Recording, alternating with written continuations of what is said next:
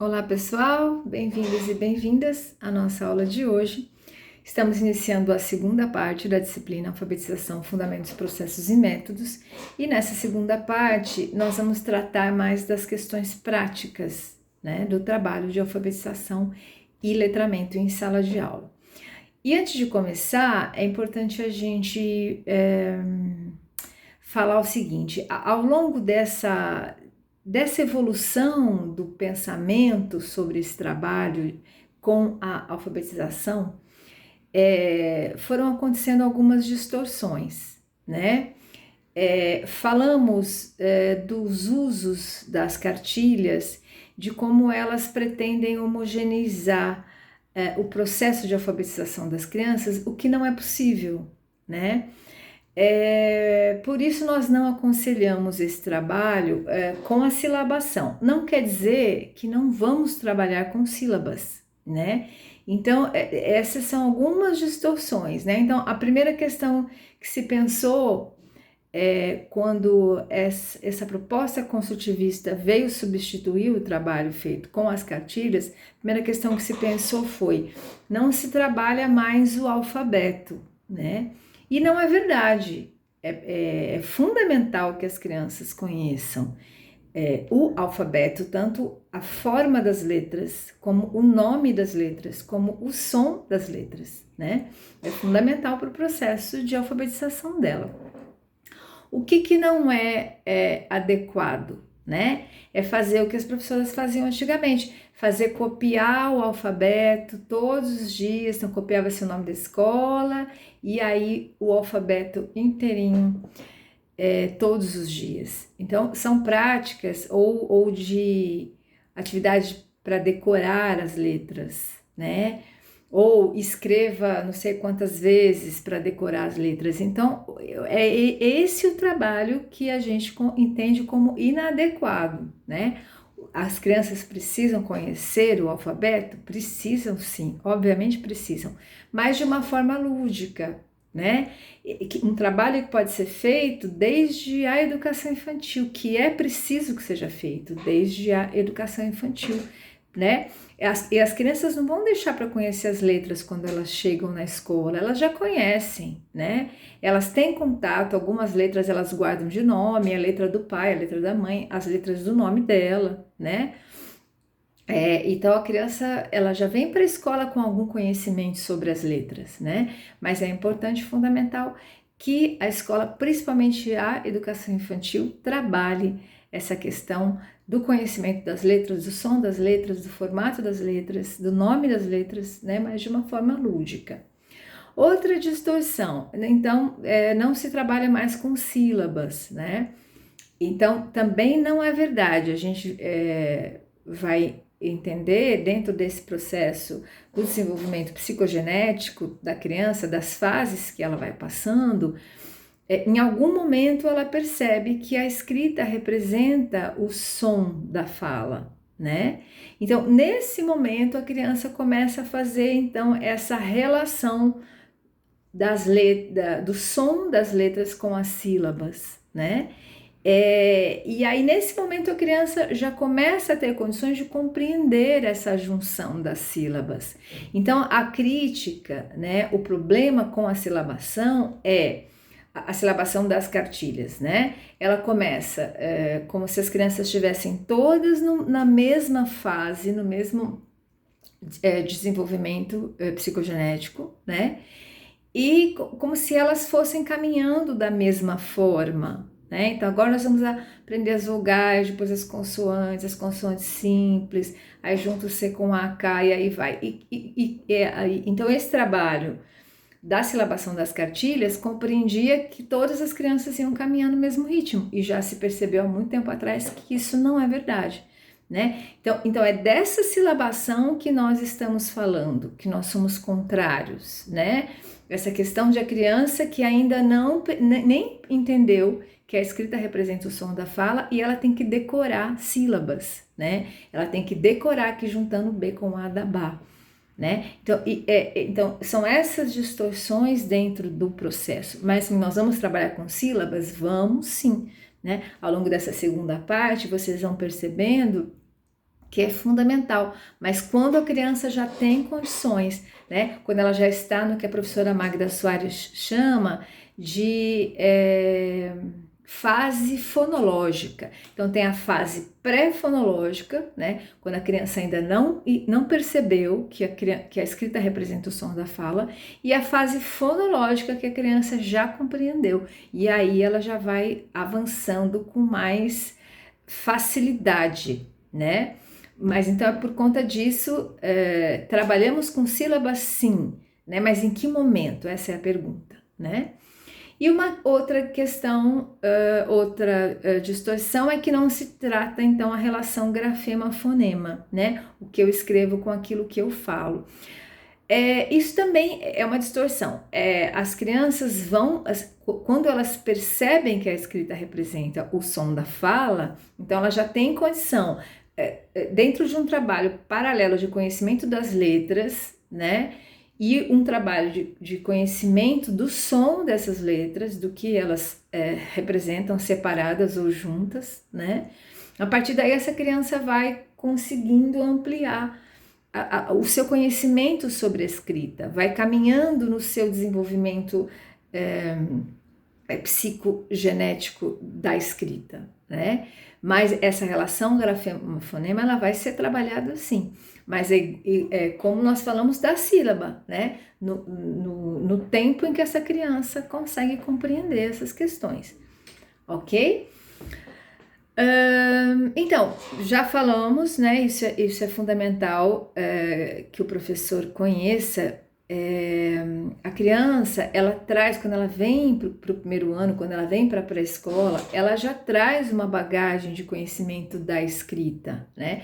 Porque ela vê a escrita acontecendo em todos os espaços, né? Quando ela sai na rua, no celular da mãe, na TV, no jornal, na revista, no gibi, enfim, ela nos rótulos, né, dos produtos da cozinha, enfim, ela tem acesso, né, a esse mundo da escrita, né?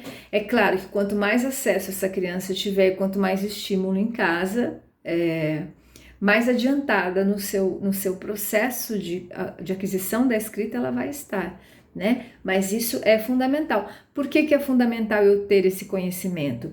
Porque a gente vai ver daqui a pouco que a primeira coisa que eu faço quando as minhas crianças chegam, seja que, principalmente nas fases iniciais ou na educação infantil, né, na pré-escola, é fazer uma avaliação diagnóstica para saber o que essas crianças sabem, o que elas sabem sobre as letras, o que elas sabem sobre as palavras, como é que elas já escrevem, que hipóteses elas têm, né? E nessa avaliação eu vou perceber que, na verdade, cada um ali tem conhecimentos muito diferentes. Por isso é que não é possível, né, eu trabalhar com a mesma atividade escrita, por exemplo, essas atividades de apostilas, né, com todo mundo junto fazendo a mesma atividade, porque muito provavelmente essas crianças ou vão estar muito aquém ou muito além daquilo, né? Algumas vão estar aproveitando aquela atividade, mas muitas não vão estar, ou porque já passaram dessa fase, né? Por exemplo, de eu dar para circular letras para criança que já está escrevendo, né? Ou para eu pedir para achar palavras a criança que não conhece as letras. Então, por isso que a gente toma muito cuidado com essas apostilas para a educação infantil, por exemplo, ou para os anos iniciais do ensino fundamental, porque elas vão tratar as crianças de uma forma homogênea, que não é verdade, que não existe, né? Esse é o processo de conhecimento sobre a escrita. Então, primeiro a criança desenha, né? Vocês já viram isso. Então, eu peço para ela escrever borboleta e ela vai desenhar uma borboleta, né? Porque ela ainda não entendeu que escrever é uma coisa e desenhar é outra. Num segundo momento, né? Essa criança já começa a imitar. Então, essa primeira fase que a gente falou do desenho é a chamada fase icônica, né? Então, essa criança, ela vai desenhar aquilo que eu pedi para ela escrever. Ela não entendeu ainda essa diferença.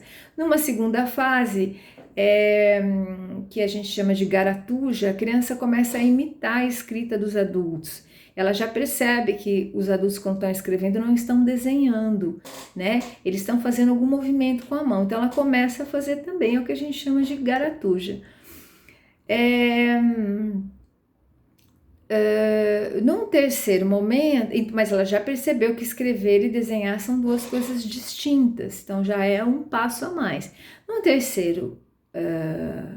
Numa terceira fase, essa criança vai perceber que aquilo que eu estou escrevendo representa o som, né? Então ela vai fazer essa relação, é quando ela consegue dar o salto que nós chamamos para a fase silábica, né? Então nesse momento a criança já entendeu que o que que a escrita representa é o som daquele objeto e não o objeto em si. Então, quando eu disser para ela, escreva para mim cavalo, né? Ela começa a se atentar naquilo que eu estou falando, mesmo que ela ainda não conheça essas letras, mesmo que ela não tenha ainda essa consciência fonológica, mas ela vai saber que não é para ela desenhar um cavalo, né? E aí ela começa a perceber que quantas vezes eu abro a boca para falar a palavra cavalo. Então ela começa a relacionar. Então primeiro ela vai escrever cavalo com 3 letras, né? Nessa primeira fase, essas 3 letras não vão ter nenhuma relação com a escrita de cavalo, né?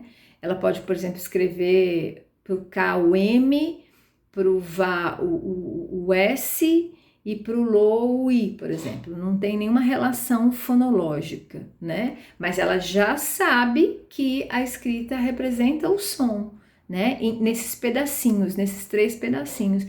Depois, com tanto eu trabalhar o nome das letras, o som das letras, essa consciência fonológica que a gente vai ver bastante o trabalho dessas professoras em vídeos, em sala de aula, a criança vai então percebendo, relacionando o som daquela letra, né? Com aquilo, com aquela sílaba, né?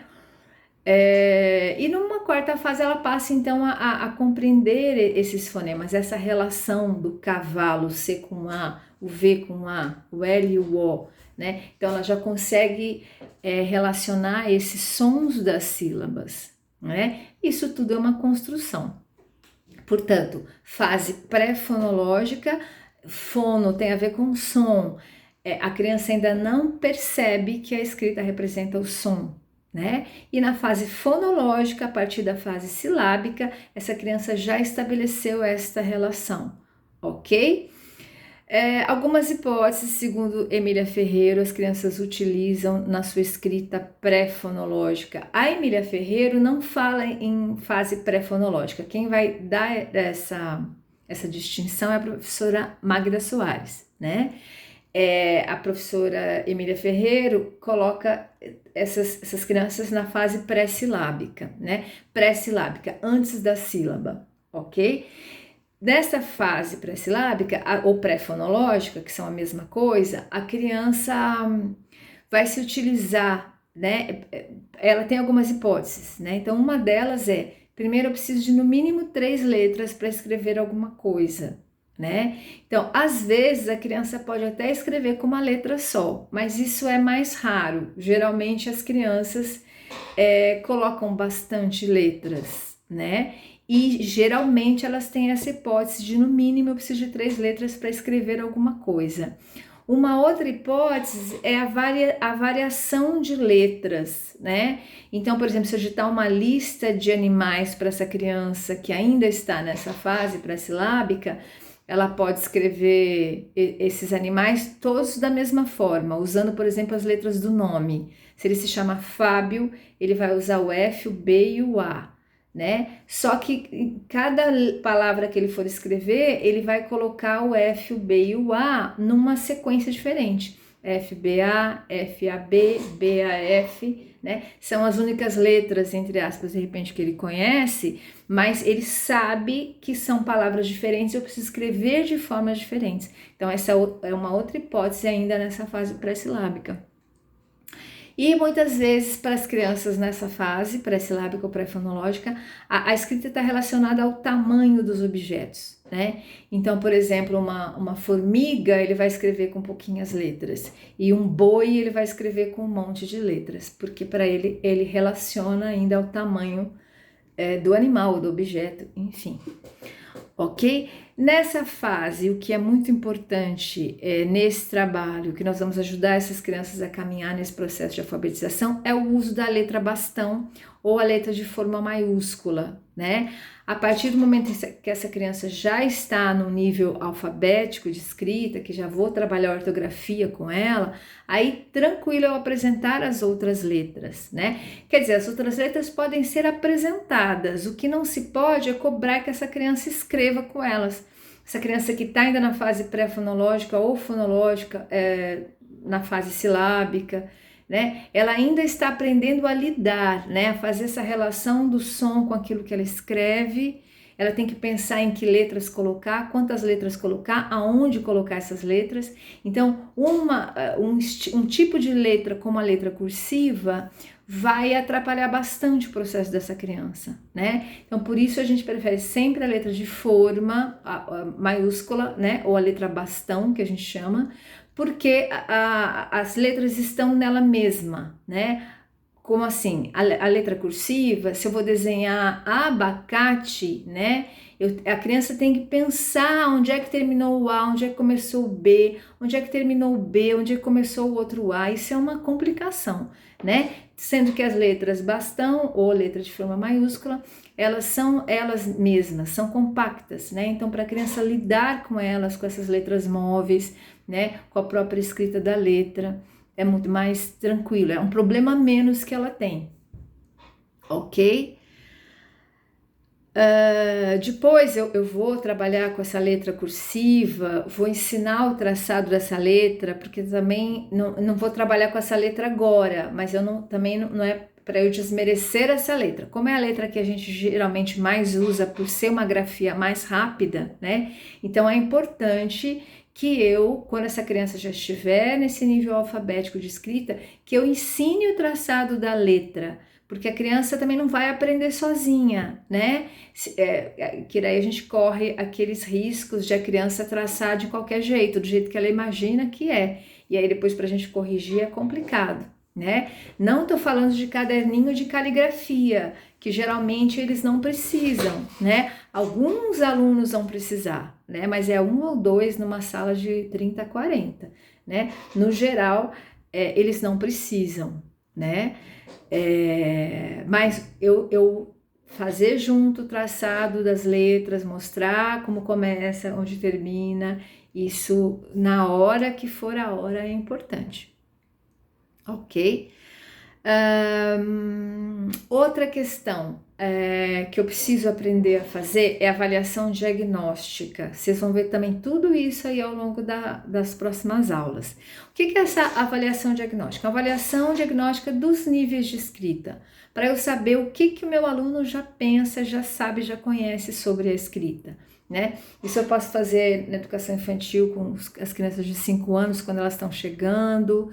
É fundamental que eu faça no primeiro ano as crianças de 6 anos, no segundo ano com as crianças de 7 e, se precisar, até no terceiro ano com as crianças de 8, né? O que é isso? As crianças chegaram, né? Tem até um vídeo dentro dessas próximas aulas de um professor fazendo isso. As crianças estão fazendo outras, primeiro ele dá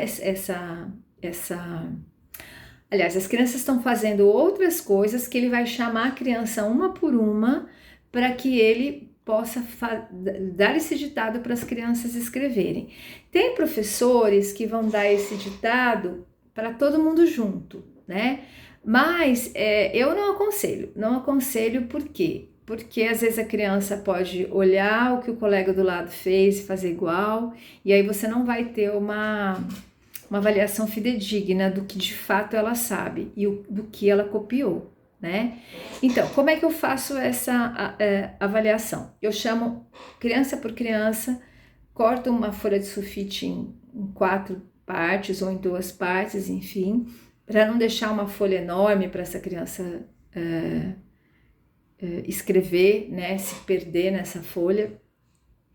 E aí eu vou ditar 4 palavras que são do mesmo campo semântico. O que é o campo semântico?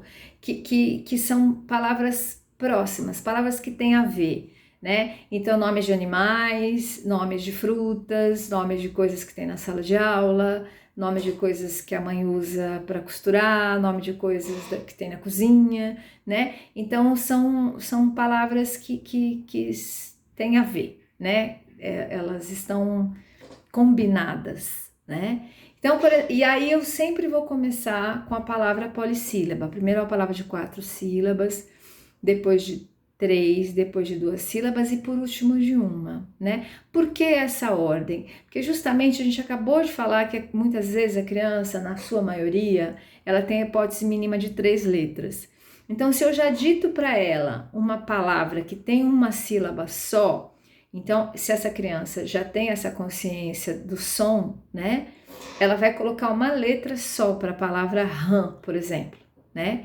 Só que a hora que ela colocar uma letra só, ela vai olhar e vai dizer, não, isso aqui tá errado, porque tem que ser no mínimo 3 letras. Então, muitas vezes você já trava a criança logo no seu começo, né?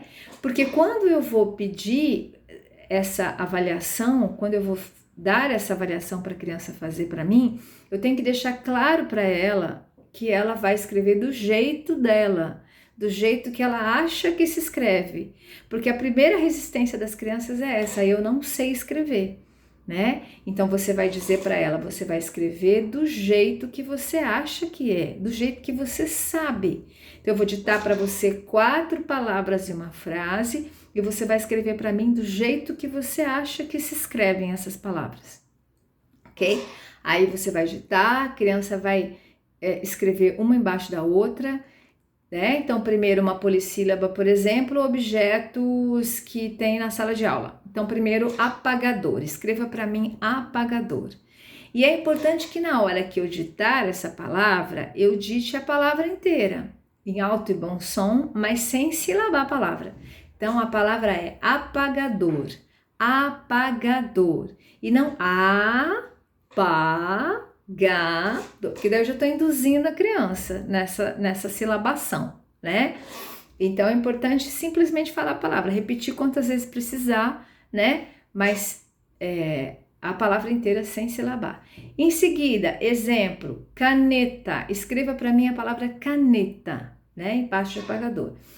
Agora leia para mim, né? Observar, isso tudo vocês vão ver nos vídeos, né? Observar como é que a criança lê. Se ela coloca o dedo em cada letra, né? A hora que ela abre a boca para falar aquilo que ela leu, caneta. Ou se ela lê caneta. Quando a criança lê caneta nesse sentido e não faz nenhuma pontuação, geralmente ela ainda não percebeu que a escrita representa o som, né? Agora, quando a criança já vai ler de letra em letra, mesmo que ela colocou mais, ela colocou 5 letras ali para a palavra caneta, e ela vai ler do jeitinho dela, caneta, né? Então, precisa ver se ela apontou para cada letra, se ela apontou para cada 2, ou se ela leu corrido, ok? Depois, uma outra palavra, uma de sílaba agora, escreva para mim lápis, né? E deixa a criança aí. E por último, giz, né? E depois eu dito uma frase que tenha uma dessas palavras, de preferência a trissílaba ou a dissílaba, né? Então, um exemplo de frase é: meu lápis caiu no chão, ok?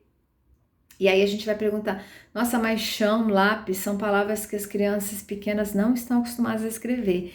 Exatamente, porque a gente está desconstruindo tudo isso. As crianças, antigamente, né, elas só aprendiam a sílaba simples, mas a gente não está falando de nada disso. A gente está falando de alfabetização e letramento num contexto real. Então, o lápis caiu no chão é uma frase real, né? Apesar de ela ter dificuldades ortográficas, tem o tio, tem o CH, tem o S no final, né? Mas isso é outra coisa, né?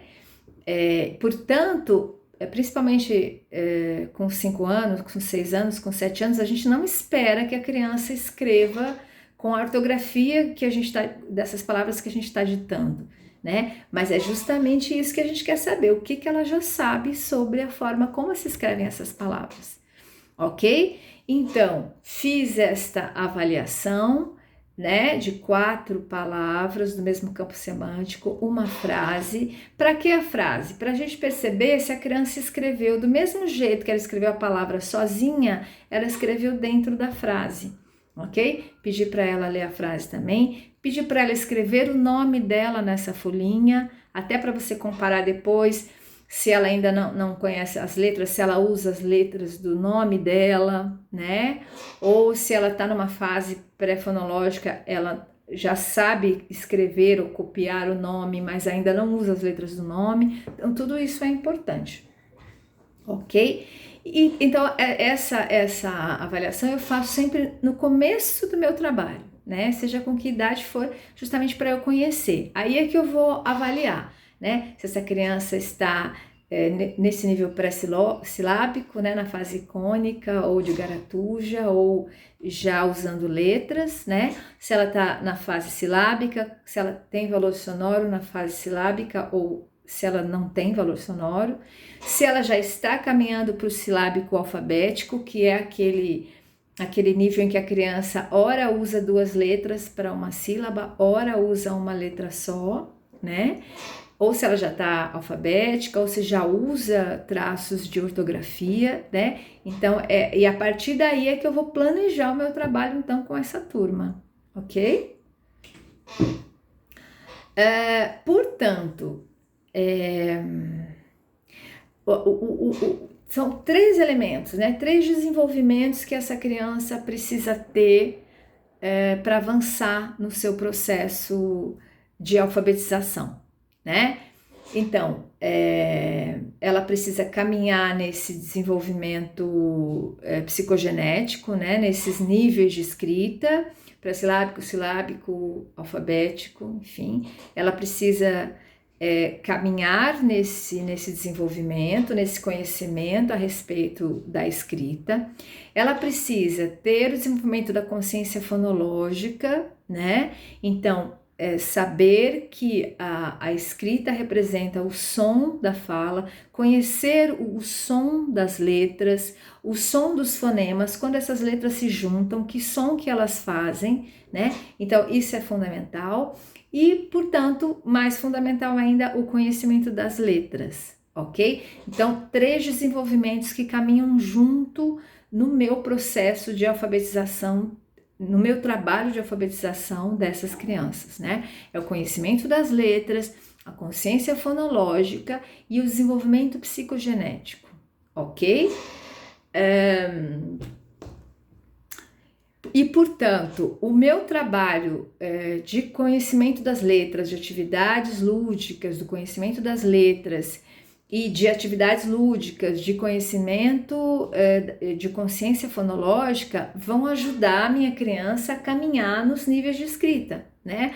A passar da fase icônica para garatuja, depois para silábica, aliás, depois para pré-silábica, depois para silábica e caminhando. É tudo isso que nós vamos ver nas aulas práticas, nos nossos vídeos, ok? Aliás, nos nossos vídeos não, nos vídeos tanto da Univesp, da Nova Escola, do trabalho da professora Magda Soares, no município de Minas Gerais, né? Então, essas professoras trabalhando com esse, com esse método, são métodos, né? De trabalho que vão auxiliar essas crianças a caminharem no seu desenvolvimento psicogenético.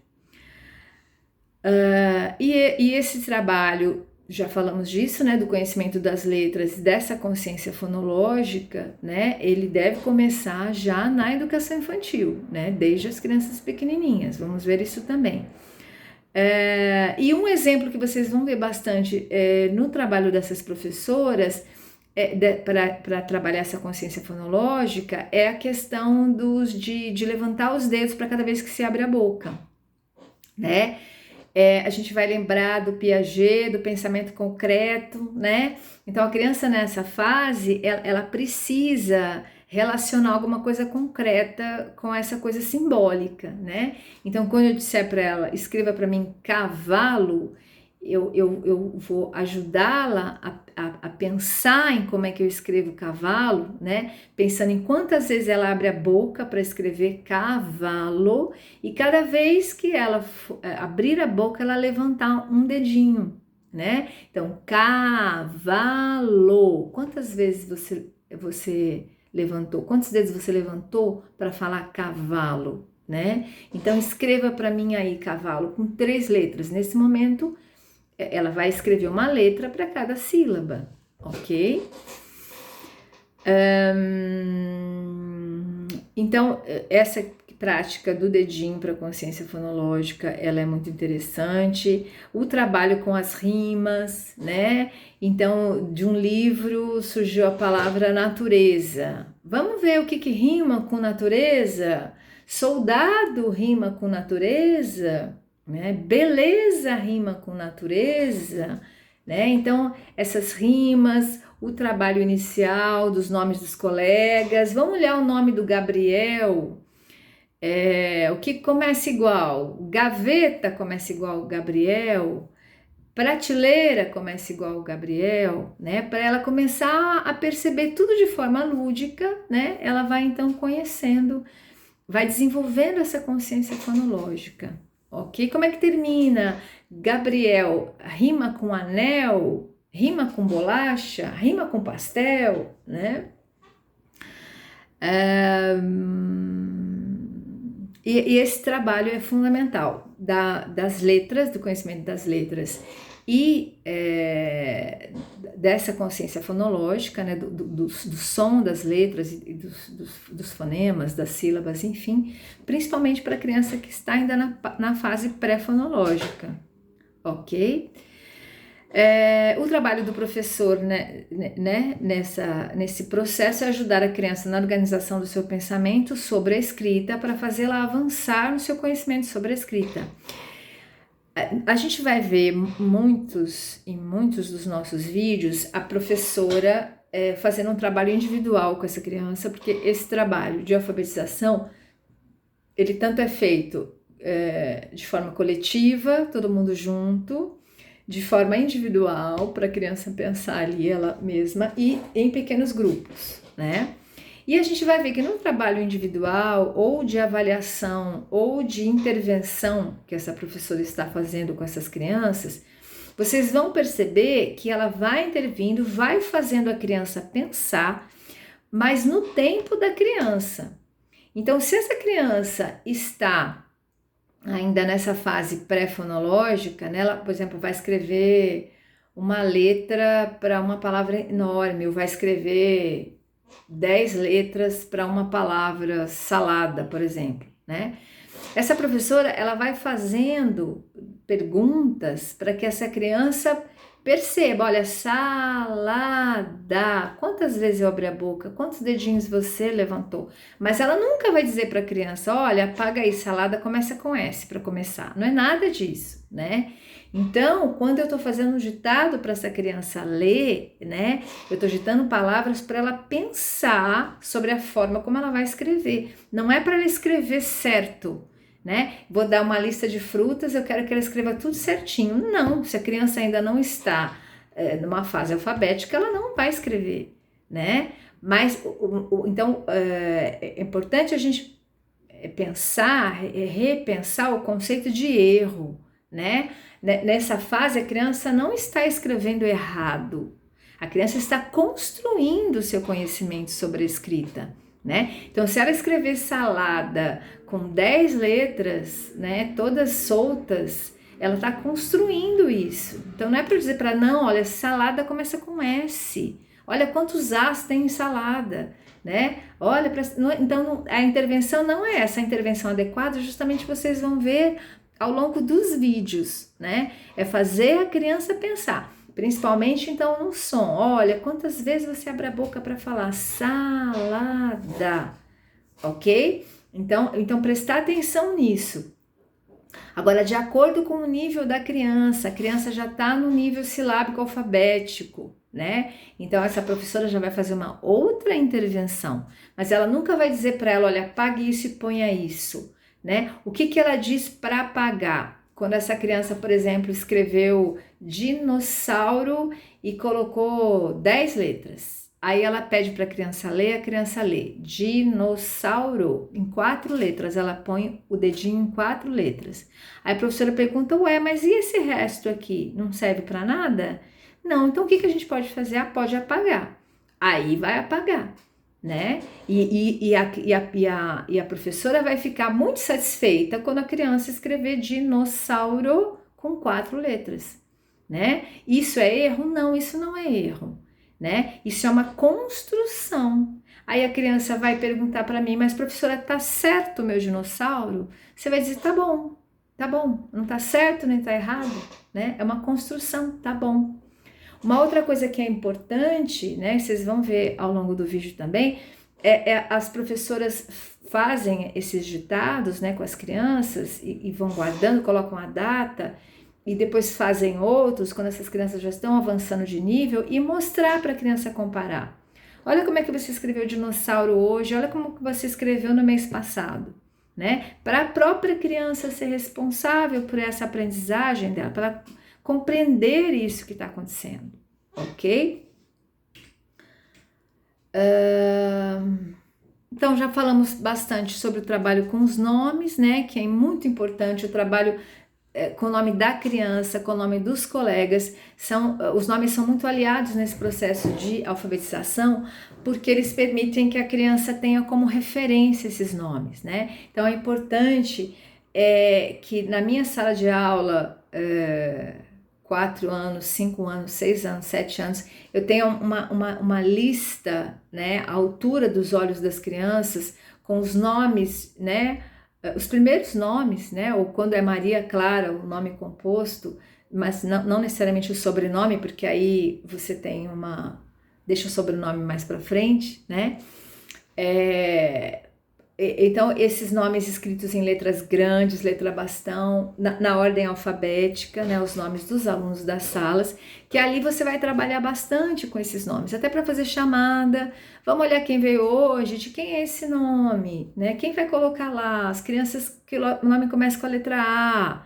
Vamos ver agora quem começa com a letra C, quem termina com a letra A, quem termina com a letra O, né?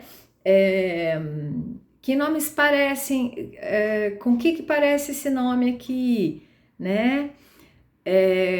Com o nome de quem? Então é importante que esses nomes estejam sempre visíveis, né? Então ele vai te ajudar enfim, te ajudar a ajudar as crianças a fazerem a relação com outras palavras, né? Para ajudar também nesse trabalho da consciência fonológica. Que mais? E aí outra coisa que a gente vai ouvir bastante a professora Magda Soares falando ao longo dos vídeos é sobre a importância de se trabalhar com a escrita nos seus usos reais, que é a proposta de letramento. Então, trabalhar a alfabetização dentro da proposta de letramento significa o quê? Significa trabalhar a alfabetização utilizando os portadores reais da escrita, né? Então, as listas, os convites, os cartazes, gibi, revista, manchete de jornal, notícia de jornal, livros, parlendas, trava-línguas, enfim, né? Aonde a escrita está nos contextos reais, nos rótulos, né? Então é a partir daí que eu vou fazer o meu trabalho. A professora Magda Soares também fala bastante de se trabalhar o som das letras, a consciência fonológica, o nome das letras, a partir de frases, de palavras tiradas de livros que nós lemos para os alunos, né? Então esse também é um trabalho bem importante, que não tem a ver com o trabalho da cartilha analítica, porque os textos da cartilha, eles não são textos reais, né? Eles são textos que foram escritos especificamente para aquele trabalho com aquelas sílabas, então são textos pobres no seu sentido literário, no seu sentido estético, no seu sentido social, né? Então, não estamos falando do trabalho da cartilha analítica, não é nada disso, né? Estamos falando de, lemos aqui uma história, as crianças gostaram desse personagem, gostaram dessa frase, nós vamos destacar essa frase e vamos trabalhar com ela, né? Trabalhar como ela dá o exemplo do lobo, né? A partir daí, como é que é esse lo, o L com o, e como seria se fosse lá, o L com a, e o li do livro, né? Então, a partir dessa coisa lúdica desse personagem ou desse trecho, né? Dessa frase que eu vou tirar desse livro e vou trabalhar já com ortografia, com a minha turminha de segundo ano, enfim, mas que surja sempre de contextos reais, de contextos que façam sentido para as crianças, né? Outra questão, a leitura feita pela professora é fundamental que ela seja feita todos os dias. Todos os dias a gente tem um livro para ler, ou uma receita, ou uma manchete, ou aliás, uma notícia de jornal, ou uma carta do leitor, ou algum artigo, alguma coisa. É sempre importante, fundamental que a gente leia para as crianças. E a questão de ler, da leitura de histórias, né? Uma coisa é contar histórias, outra coisa é ler histórias. São duas práticas muito importantes. Contar histórias com fantoches é uma prática e ler histórias é outra prática. E por que isso é diferente? Porque quando a criança está ouvindo eu contando uma história, ela está ouvindo a linguagem oral, a linguagem falada, né? Quando ela está ouvindo eu ler uma história, então ela está ouvindo de uma outra maneira, ela está ouvindo uma leitura escrita, uma leitura que tem pontuação, uma leitura que usa-se palavras de uma certa forma que eu não uso na palavra falada, né? Então por isso é fundamental esse trabalho e também o trabalho de as crianças também pegarem aqueles livros que elas já conhecem a história e elas lerem para os colegas, ler mesmo sem saber como é que se lê com 4 anos, lê com 3 anos, né? Ela já conhece aquela história de cor, então ela vai lendo para os coleguinhas, vai virando as páginas porque ela já sabe aquela história de cor e ela já vai se utilizando dessa organização do pensamento numa linguagem escrita. Esse trabalho é fundamental também, ok? E trabalhar, quando eu vou apresentar um livro, apresentar a capa do livro, apresentar os autores ou autora, quem ilustrou o livro, geralmente ali atrás tem onde é que nasceu essa autora, onde é que nasceu esse ilustrador, onde mora, o que mais faz. Tudo isso é importante para a criança ganhar familiaridade com esses livros e o gosto de ler, né? Que isso é fundamental no processo da vida e no processo de alfabetização também. Falar da editora, mostrar, pontuar o que é uma editora, trazer fotos de editoras, escrever para editoras, enfim, né? Então, tudo isso é importante. A questão dos agrupamentos dos alunos, já falamos também. Tem hora que é fundamental que eu esteja só eu com esse meu aluno, que eu estou trabalhando com ele esse avanço. Geralmente as crianças vão caminhando juntas, né? Mas muitas vezes tem a criança que tem uma dificuldade a mais, né? E aí eu preciso ter esse tempo de sempre estar sentando com ela para que ela avance, né? Então, todos os dias eu preciso sentar com essa criança. E tem trabalho, então, atividades que são individuais, que eu vou fazer especificamente com aquela criança. Tem um trabalho coletivo, vocês vão ver muito isso na sala de aula, tanto no infantil quanto no ensino fundamental, né? Atividades que vão ser feitas, esse pensamento que vai sendo estimulado coletivamente, né? E atividades em pequenos grupos. Quando eu junto alunos em níveis próximos, né, de desenvolvimento psicogenético, aluno silábico sem valor com silábico com valor, aluno pré-silábico com aluno silábico, né? Eu vou fazendo perguntas e cada um vai fazendo do seu jeito e vai trocando ideia com o outro, que vai forçando o pensamento desse outro, né? Então, todos esses momentos são fundamentais na minha rotina de sala de aula. Trabalho individual, trabalho em pequenos grupos e trabalho coletivo. Ok? Então, o que nós vamos ver, basicamente, como falei, né, nós temos vídeos da Univesp também, de trabalho de sala de aulas bem interessante, mas principalmente o trabalho do Alfaletrar, da professora Magda Soares, que é um trabalho que foi desenvolvido na Prefeitura de Lagoa Santa, no estado de Minas Gerais, ok? E aí nós vamos, então, conversando pelo WhatsApp, para a gente ir tirando dúvidas e comentando sobre os vídeos, ok? Muito obrigada por estarem comigo até aqui e até a próxima.